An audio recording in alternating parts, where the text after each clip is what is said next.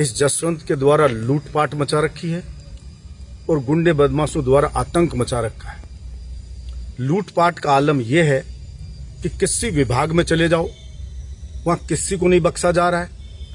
Ready वालों से, रिक्शे वालों से लेकर के जसवंत का पेट नहीं भरा। तो अभी अभी जिला अस्पताल में पार्किंग जो हमेशा से फ्री में हो रही थी, 3,20,000 के इस ठेके का एक नाम किया है इसने, खुद ही के आदमी के, और रोज के मोटरसाइकिल के 10 रुपए, हेलमेट के 5 रुपए और जो कार उनके 25 अधिक रुपए।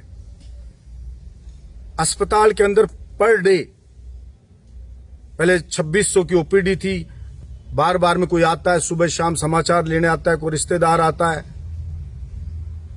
करीब मुझे बताया 3500 से 4000 तक बाइक आती। गांव से जो भी मरीज आता है, पैदल तो आता नहीं, बाइक पे आता है, कोई गाड़ी में आता है, कोई पिकअप में आता है। मुझे बताया गया कि रोज के 60,000 रुपए का गल्ला उठ रहा है। यानी कि महीने के आप अगर जाओ तो करीब 18 लाख रुपया महीना वसूले जा रहे हैं जनता से। साल के हो गए 2 करोड़ से ऊपर, यानी साल के 2 करोड़ से ऊपर, तो 2.5 करोड़ के लगभग पैसे वसूले जा रहे हैं और मात्र 3 लाख रुपया अस्पताल में जमा होगा। ऐसे ही पहले रेडी वालों का किया था, 3 लाख का ठेका का नाम किया और वसूली 2 करोड़ की कर रहा था, जिसे जनता ने लड़ करके, हड़ताल करके रेडी वालों ने उसको बंद कराया। अब ये नई लूटपाट चालू कर रखी है। मारपीट करते हैं, कोई नहीं देता है तो उसी ठेकेदार को पहले रेडियो का ठेकेदार बता रहा था, अभी वही आप देखना जाकर के उसको वहां पार्किंग का ठेकेदार बना दिया और वो सारा जसवंत की जेब में जा रहा है।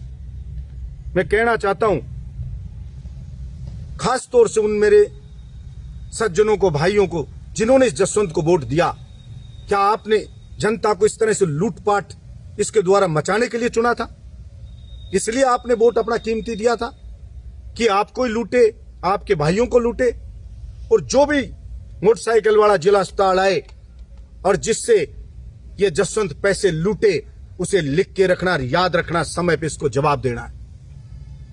तहसील में जाओ, थाने में जाओ, कहीं जाओ, बिना पैसे कोई सुनवाई नहीं हो रही है।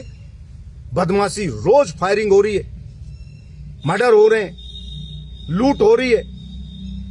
आज तक जसवंत ने किसी क्रिमिनल का विरोध नहीं किया होगा कि मैं इसके खिलाफ कार्रवाई कराऊंगा।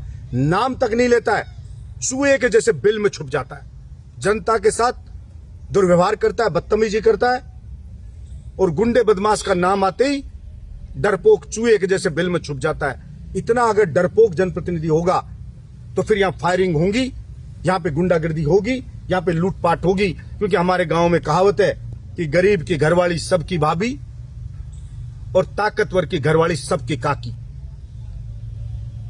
मैं जनता से कहना चाहता हूं, इस जसवंत के भरोसे कुछ नहीं होने वाला है।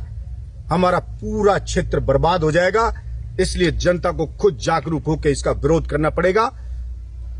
और मैं इस जसवंत को कहना चाहता हूं कि अभी तो 1 साल ही हुई है, 6 महीने और रुक जा जसवंत।